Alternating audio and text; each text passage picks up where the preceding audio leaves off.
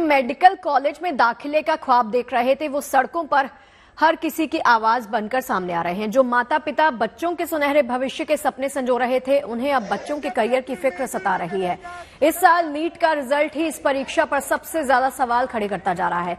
ऊंचे cut off से दाखिले पर आशंका के बादल मंडरा रहे हैं। अच्छे नंबर पाए उन्हें भी यकीन नहीं कि दाखिला मिलेगा या फिर नहीं। एक सेंटर पर 6 टॉपर्स होना भी सवालों के घेरे में है। सवाल बच्चों के भविष्य के साथ साथ एक प्रतिष्ठित संस्थान की साख का भी खड़ा होता है। मामला सुप्रीम कोर्ट तक पहुंच चुका है। आज लंच टाइम में नीट एग्जाम के इन तमाम पहलुओं पर बात करेंगे और गहराई से समझेंगे कि आखिर ये एग्जाम सवालों के घेरे में क्यों आ गया।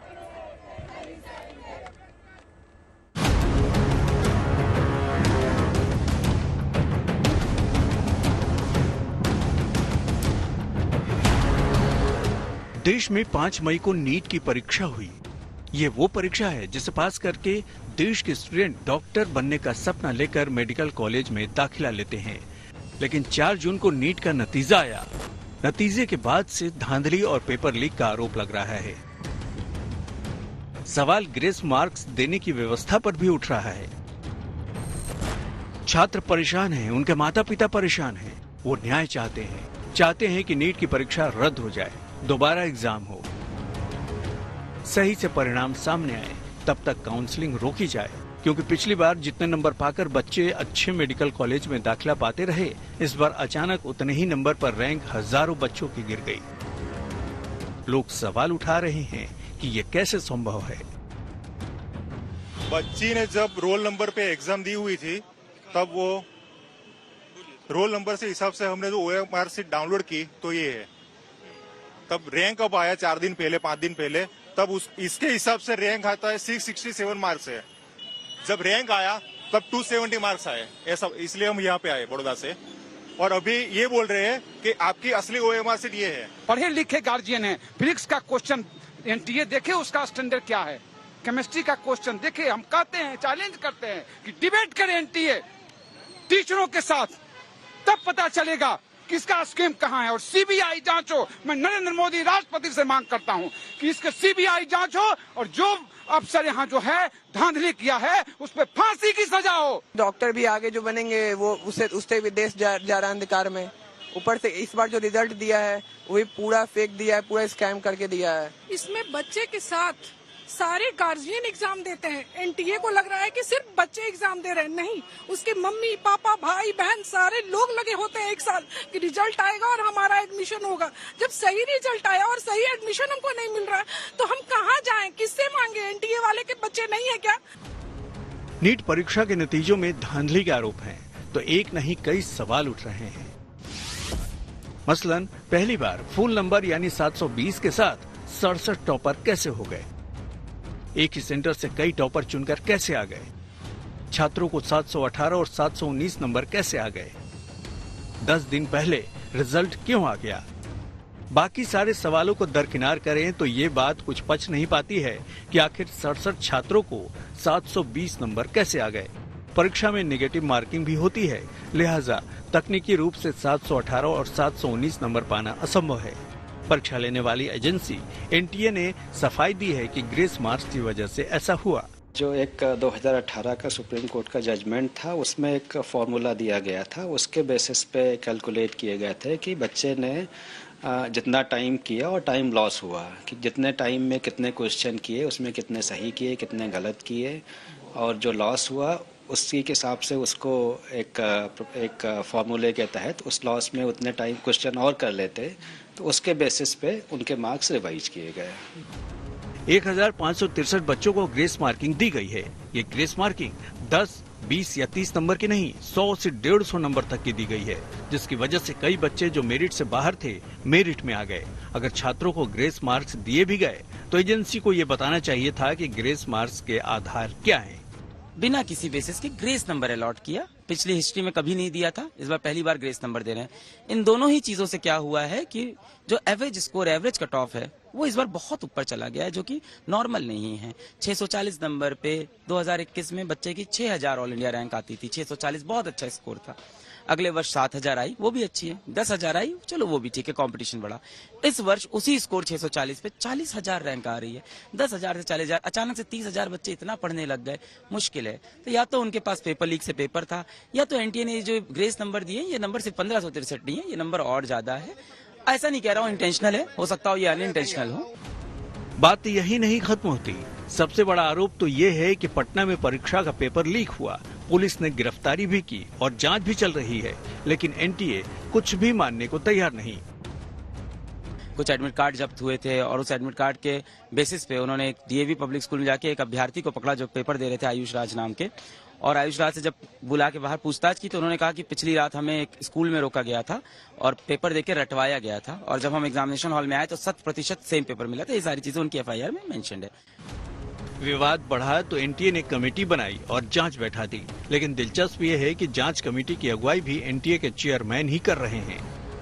अभी जो कंसर्न्स आ रहे थे कि कुछ बच्चे एक सेंटर से उनको ज़्यादा मार्क्स मिल गए, टॉप कर गए, और इनको ज़्यादा ऐसा लग रहा था कि ये डिस्प्रपोर्शनेट मतलब आउट ऑफ प्रोपोर्शन मीडिया में या स्टूडेंट कम्युनिटी में जा रहा था ये इशू। तो ये इशू को एक बार फिर से रिविजिट करने के लिए, एड्रेस करने के लिए हमने एक हाई पावर्ड कमेटी बनाई है जो इसको देखेगी कि जो रिकमेंडेशंस हमारी ग्रीवांस रिड्यूसल कमेटी ने दी थी उसको एग्जामिन करेगी और उसके बेसिस पे अपनी रिकमेंडेशंस देगी अबाउट एक हफ्ते के समय में, और उसके बेसिस पे हम निर्णय ले लेंगे। मामला कोर्ट पहुंचा तो सुप्रीम कोर्ट ने सुनवाई की और एनटीए से जवाब मांगा है, लेकिन काउंसलिंग पर रोक लगाने और री एग्जाम कराने की मांग खारिज कर दी है। देश की सबसे बड़ी अदालत ने कहा है कि गड़बड़ियों से परीक्षा की विश्वसनीयता को चोट पहुंची है। दिल्ली से मिलन शर्मा के साथ bureau report, good news today. NEET exam से जुड़े कई ऐसे पहलू हैं जो छात्रों और अभिभावकों को बेहद परेशान कर रहे हैं। ग्रेस मार्क्स से लेके छात्रों की रैंक भी सवालों के घेरे में आ गई है। देखिए वो कौन कौन से मुद्दे हैं जो छात्रों के भविष्य की राह मुश्किल बना रहे हैं। मुन्ना भाई एमबीबीएस बनाना बंद करो, बंद करो, बंद करो। करियर संवारने का सपना बिखरने लगा तो मजबूरी में इन छात्रों को सड़कों पर उतरना पड़ा।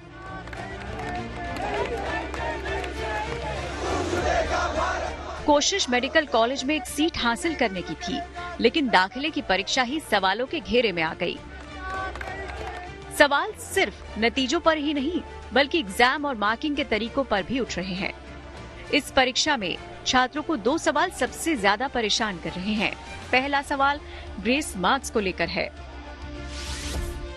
6 सेंटर्स पर 1563 छात्रों को ग्रेस मार्क्स दिए गए हैं। छात्रों को एग्जाम के लिए पूरा समय न मिल पाने पर ग्रेस मार्क्स दिए गए। फिजिक्स के एक सवाल पर विवाद होने पर भी ग्रेस मार्क्स दिए गए। टॉप करने वाले 67 छात्रों में से 44 को फिजिक्स के सवाल पर ग्रेस मार्क्स मिलेंगे। अब छात्रों की सबसे बड़ी शिकायत ये है कि पेपर में देरी होने पर ग्रेस मार्क्स 10 या 20 नंबर नहीं बल्कि 100 से 150 नंबर दिए गए। ऐसी मार्किंग से ग्रेस मार्क्स पाने वाले छात्रों के नंबर दूसरे छात्रों से कहीं ज्यादा हो गए। मिसाल के तौर पर 550 नंबर पाने वाले छात्र को अगर 150 नंबर ग्रेस मार्क्स मिल जाए तो वो 700 हो जाएंगे। ये उन छात्रों के साथ नाइंसाफी है जिनके एग्जाम वक्त पर शुरू हुए और जिन्होंने अपनी मेहनत से 650 अंक हासिल किए। हालांकि एनटीए का तर्क कुछ और ही है। इनके जो मार्क्स रिवाइज होके भी कई बच्चों के मार्क्स जैसे नेगेटिव में थे तो नेगेटिव से नेगेटिव में ही रहे, -20 रहे, और कुछ बच्चों के मतलब टॉपर साइड में आ गए। और इनका जो 1563 का है उसमें से 790 बच्चे क्वालिफाई किए। 790 बच्चे मतलब उनका जो परसेंटेज है 50.54% है। जबकि जो टोटल जो 23,33,000 बच्चे अपीयर हुए थे उसमें से 13,16,000 बच्चे क्वालिफाई किए, उनका परसेंटेज 56% है। तो कहने का मतलब जो जिनको कंपनसेशन किया गया है उससे ओवरऑल क्वालिफाइंग क्राइटेरिया में या किसी में फर्क नहीं पड़ा। छात्रों का दूसरा सबसे बड़ा सवाल परीक्षा से मिलने वाले मार्क्स और रैंक को लेकर है। NEET जैसे एग्जाम में नेगेटिव मार्किंग होने के बावजूद 67 छात्रों को फुल मार्क्स मिलने के बाद छात्रों के गले नहीं उतर रही। आरोप ये भी है कि जितने नंबर हासिल करने पर पिछले साल तक अच्छे कॉलेज मिल जाते थे, उतने ही नंबर पर इस साल दाखिला पाना भी नामुमकिन सा लग रहा है। जितने अंक हासिल करने पर पिछले साल तक रैंक 10,000 के अंदर होती थी, उतने ही नंबर पर अब रैंक 40,000 से ऊपर आ रही है। 620। और पिछली बार जो MBBS की जो परीक्षा हुई थी नीट की परीक्षा में कितने नंबर पे गवर्नमेंट कॉलेज मिला था? और इस बार 609 610 तक के मिल गया था। 609 610। और इस बार अभी उम्मीद है कि मिलेगा?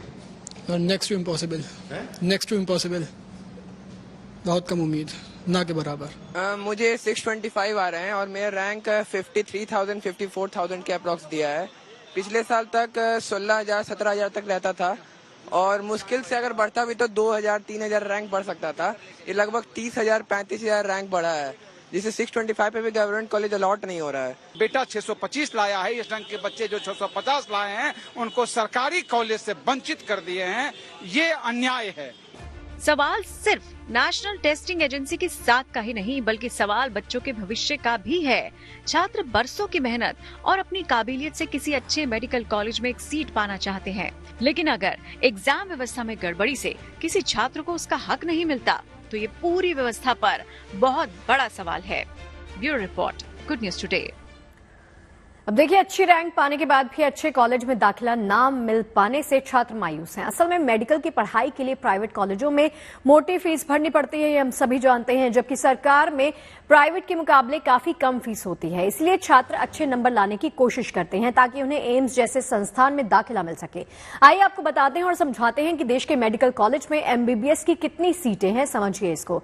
सरकारी कॉलेज में 56,283 सीटें हैं, जबकि प्राइवेट कॉलेज में 51,665 सीटें हैं। मतलब टोटल सीट 1 लाख के पार है। लेकिन आपको जानकर यहां पर हैरानी होगी कि इस साल करीब 24 लाख छात्र नीट में शामिल हुए थे। चलिए अब आपको बताते हैं कि 2020 से अब तक नीट परीक्षा में कितने टॉपर रहे हैं। ये सवाल देखिए इसलिए भी खास है क्योंकि इस साल 67 छात्रों की पहली रैंक आई है। छात्र और कोचिंग टीचर इसे असंभव मान रहे हैं, लेकिन क्यों, आइए समझते हैं इसको भी। असल में 2020 में 2 छात्रों को नीट UG में अधिकतम अंक मिले थे। 2021 में ये संख्या बढ़कर 3 हो गई थी। फिर 2022 में 4 छात्रों ने नीट में अधिकतम अंक हासिल किए।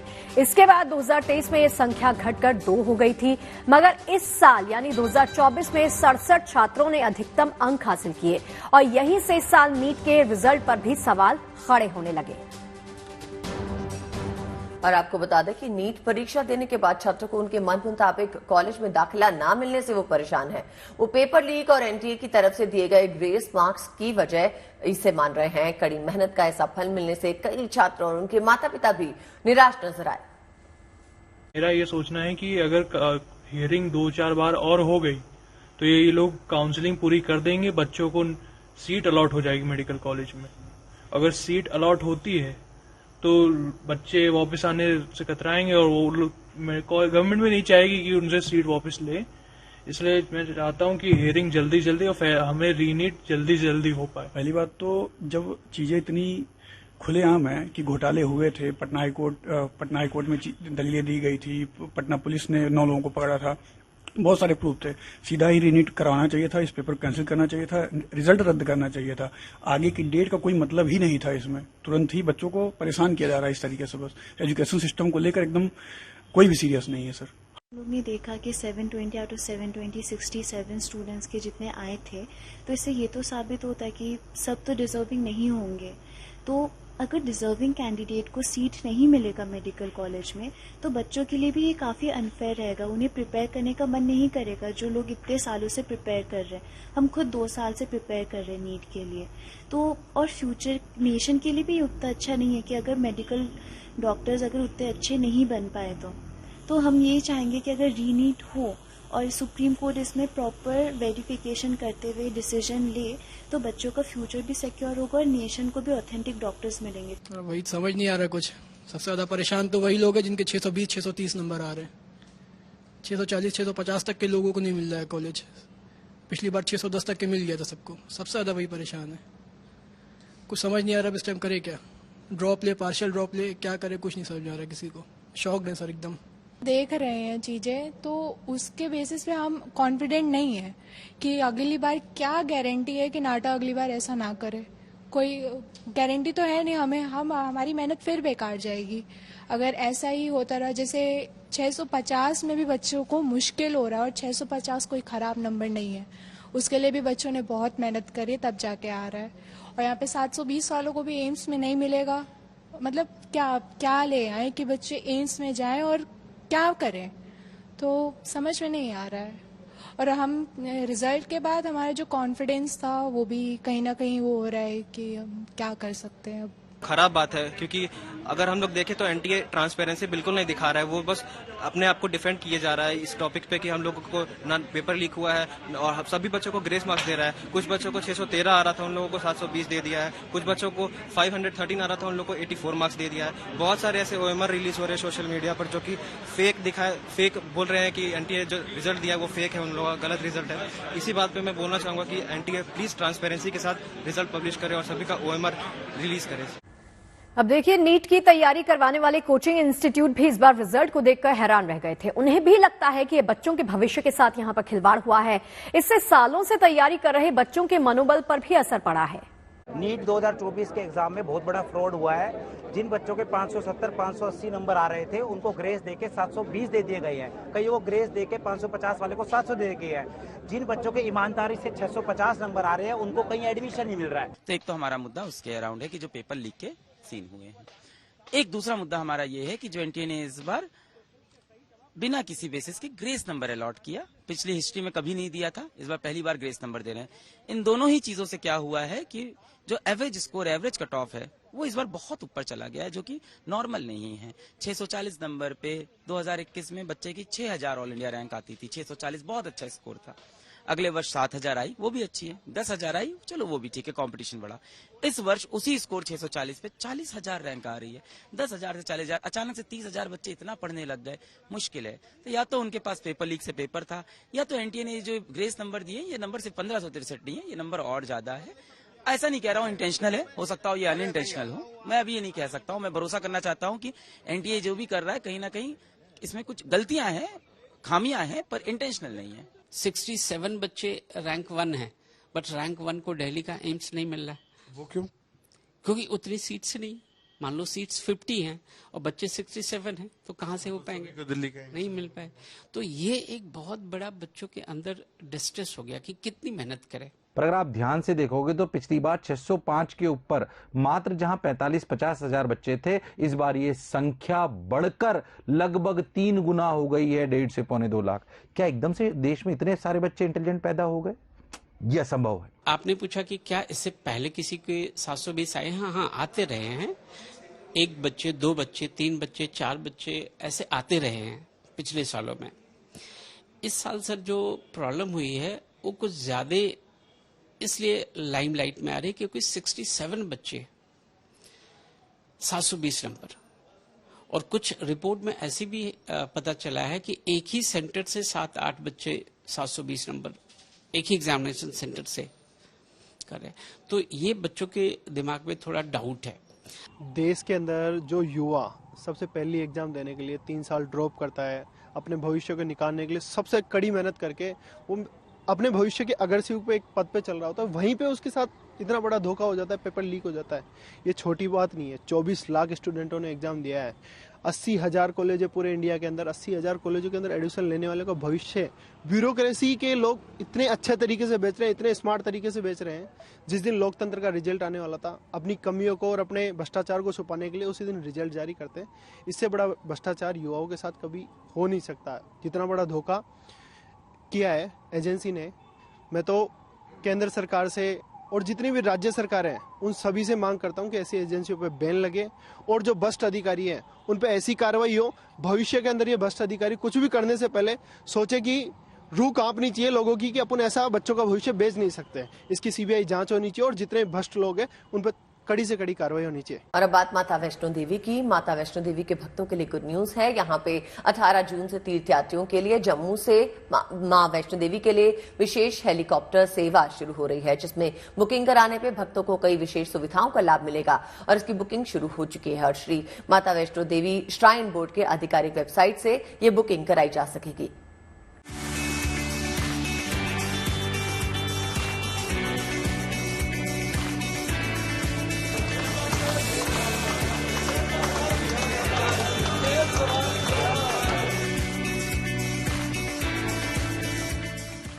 जम्मू कश्मीर में त्रिकुटा की पहाड़ियों पर स्थित माता वैष्णो देवी का ये मंदिर भक्ति और श्रद्धा की अनूठी मंजिल है। माता रानी का ये मंदिर तमाम श्रद्धालुओं और भक्तों का पसंदीदा मुकाम है। कहते हैं जब माँ का बुलावा आता है तो भक्त यहाँ पहुँच ही जाते हैं। माँ के तीर्थ से श्रद्धालुओं के लिए एक बड़ा शुभ समाचार आया है। जल्द ही माता वैष्णो देवी की यात्रा पर आने वाले श्रद्धालुओं को एक बड़ी सुविधा मिलने जा रही है। तीर्थयात्रियों को जम्मू से मां वैष्णो देवी मंदिर के लिए हेलीकॉप्टर सेवा की विशेष सुविधा मिलने जा रही है। श्राइन बोर्ड 18 जून से इस सुविधा का शुभारंभ करने जा रहा है। श्राइन बोर्ड का कहना है कि तीर्थयात्रियों की यात्रा सरल और सुगम हो सके, इसलिए ये सुविधा शुरू की जा रही है। 24 से 25 लोग हर दिन इस हेलीकॉप्टर सेवा की सुविधा ले सकेंगे। 18 जून से ये जो डेट्स हैं वो रिलीज कर दी गई हैं, उसका कोटा रिलीज कर दिया गया है और दिन में तकरीबन 4 sorties in the first go जो हैं वो अवेलेबल हैं, विच मीन्स कि तक 24 से 25 श्रद्धालु डेली इस सुविधा का लाभ हमारी वेबसाइट के जरिए ले सकते हैं। श्राइन बोर्ड के मुताबिक श्रद्धालुओं को मंदिर के पास पंछी हेलीपैड पर उतरने के बाद भवन ले जाया जाएगा। इस सुविधा के तहत तीर्थयात्रियों को एक विशेष दर्शन पर्ची, प्रसाद, भैरव मंदिर में पूजा करने के लिए प्राथमिकता टिकट, केबल कार और पंछी हेलीपैड पर पहुंचने और जम्मू हवाई अड्डे के लिए हेलीकॉप्टर में सवार होने के लिए बैटरी कार सेवा प्रदान की जाएगी। ये सभी सुविधाएं एक पैकेज के रूप में उपलब्ध होंगी, जिसकी बुकिंग श्राइन बोर्ड के वेबसाइट से की जा सकेगी। तो हमारे बहुत सारे यात्री जिनके पास समय की कमी रहती है और खास करके बहुत सारे विदेश से आने वाले यात्रियों के लिए इस सुविधा को हम लॉन्च कर रहे हैं, जिसके अंदर जम्मू से भवन की डायरेक्ट हेली सर्विस अवेलेबल रहेगी और उसके अलावा एक पैकेज के तौर पर बहुत सारी अलाइड फैसिलिटीज जैसे कि भवन पर बैटरी कार की सेवा, प्रायोरिटी दर्शन की सेवा, प्रसाद की सेवा और रोपवे के जरिए भैरव जी के दर्शन की सेवा, ये सारी चीजें combined as a package facility launch की जा रही हैं, जिसको हमारी आधिकारिक वेबसाइट maavaishnodevi.org के माध्यम से लोग बुक कर सकते हैं। माता वैष्णो देवी के दर्शन के लिए श्राइन बोर्ड ने हेलीकॉप्टर सेवा में 2 प्रकार के पैकेज पेश किए हैं। पहला सेम डे रिटर्न और दूसरा नेक्स्ट डे रिटर्न का पैकेज है। मां के भक्तों को सेम डे रिटर्न पैकेज के लिए प्रति व्यक्ति 35,000 रूपए खर्च करने होंगे। वहीं दूसरे पैकेज यानी नेक्स्ट डे रिटर्न में भक्तों को 50,000 रूपए प्रति व्यक्ति का खर्च आएगा। इस पैकेज में ठहरने का इंतजाम और आरती की सुविधा भी शामिल है। इसके अंदर न केवल सेम डे रिटर्न की सुविधा रहेगी ताकि आप सेम डे जाकर दर्शन कर वापस लौट सकते हैं, बल्कि ओवरनाइट अकोमोडेशन एट भवन और जो SSVP हमारी फैसिलिटी रहती है शाम की या सुबह की, उसके भी कुछ स्लॉट्स हमने रिजर्व किए हैं इस जम्मू भवन हेली सर्विस के अंतर्गत। तो दोनों किस्म के पैकेजेस हमारी वेबसाइट के जरिए अवेलेबल हैं। फिलहाल हेलीकॉप्टर सेवा केवल कटरा और सांझी छत के बीच उपलब्ध है। हेलीकॉप्टर सेवा के अलावा 15 जून से एक नई यज्ञशाला का भी शुभारंभ होने जा रहा है, जिसके जरिए अब ज्यादा लोग हवन की सुविधा का लाभ उठा सकेंगे। एक आवासीय भवन का निर्माण भी किया जा रहा है, जो अगले साल से भक्तों के लिए उपलब्ध होगा। कटरा से गौरव पराशर के साथ bureau report, good news today. चलिए बात कर लेते हैं केदारनाथ धाम की। बाबा केदार के दर्शन के लिए अभी तक 7.5 लाख से ज्यादा भक्त पहुंच चुके हैं। इसीलिए यहां पर भक्तों की सुविधा के लिए आस्था पथ का निर्माण किया गया है। अभी तक करीब 500 मीटर आस्था पथ का निर्माण पूरा हो पाया है, जिससे बारिश और बर्फबारी में भी भक्तों को परेशानी का सामना नहीं करना पड़ेगा। यही नहीं, आस्था पथ पर यात्रियों के लिए गर्म पानी, बैठने की सुविधा, चिकित्सा जैसी तमाम सुविधाएं भी मौजूद हैं।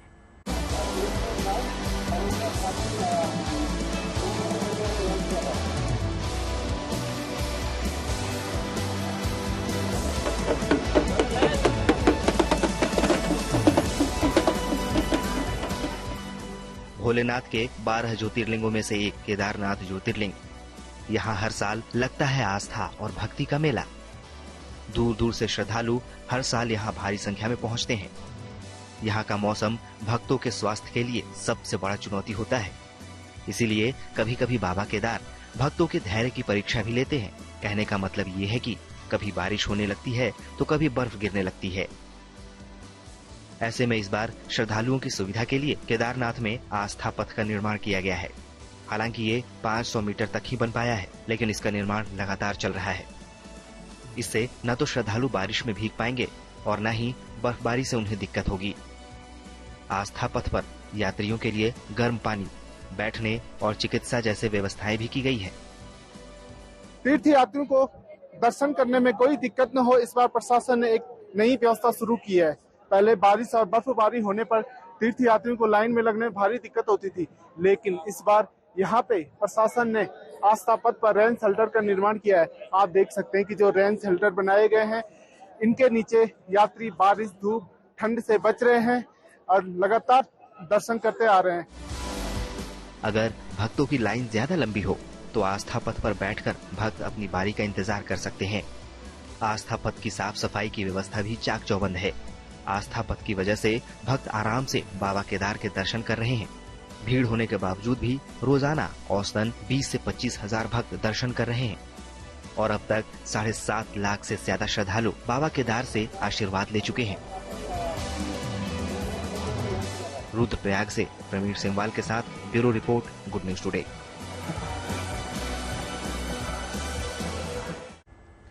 कश्मीर में वर्षों से बंद पड़े मंदिरों के पट खुलने का सिलसिला जारी है। इसी कड़ी में अब उस पुलवामा में एक ऐतिहासिक मंदिर 30 साल के बाद खुला, जो आतंकवाद का गढ़ है। गैर प्रवासी कश्मीरी पंडितों ने मंदिर में पहुंच के पूजा अर्चना के साथ ही हवन भी किया, जिसमें मुस्लिम समुदाय ने भी उनका पूरा साथ दिया।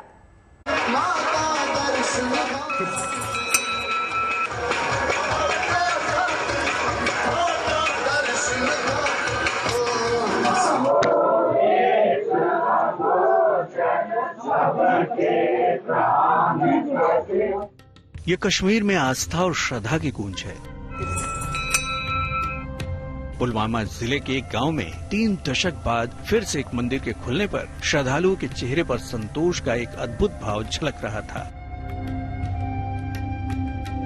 कश्मीरी पंडितों ने मुर्रान गांव में बरारी मौज मंदिर में विशेष पूजा अर्चना की।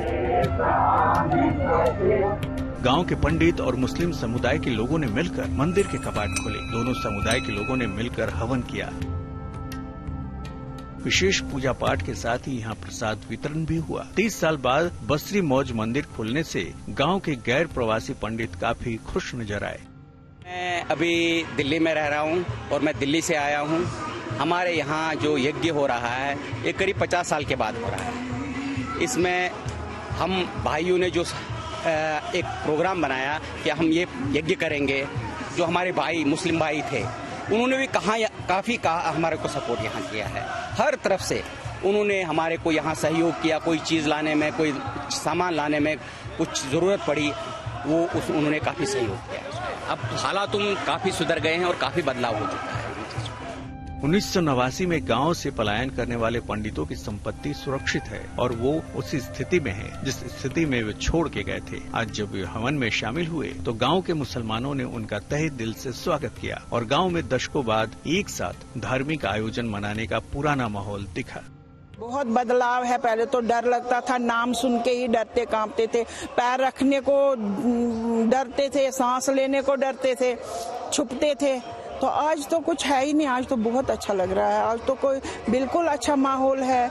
कितना अच्छे से मिले हैं, इनके घर गए हैं, इन्होंने अपने घरों में हमें स्थान दिया है, कमरे रखे हैं, हमारे यहाँ पर टेंटों में हेल्प किया, हमें यज्ञ करने में हेल्प किया। सारा कुछ इंतजाम तो इनके भरोसे ही हो गया, इन्होंने ही किया है। यहाँ हिंदू मुस्लिम सब इकट्ठे, सारा भाईचारा ही है। बहुत अच्छा लग रहा है।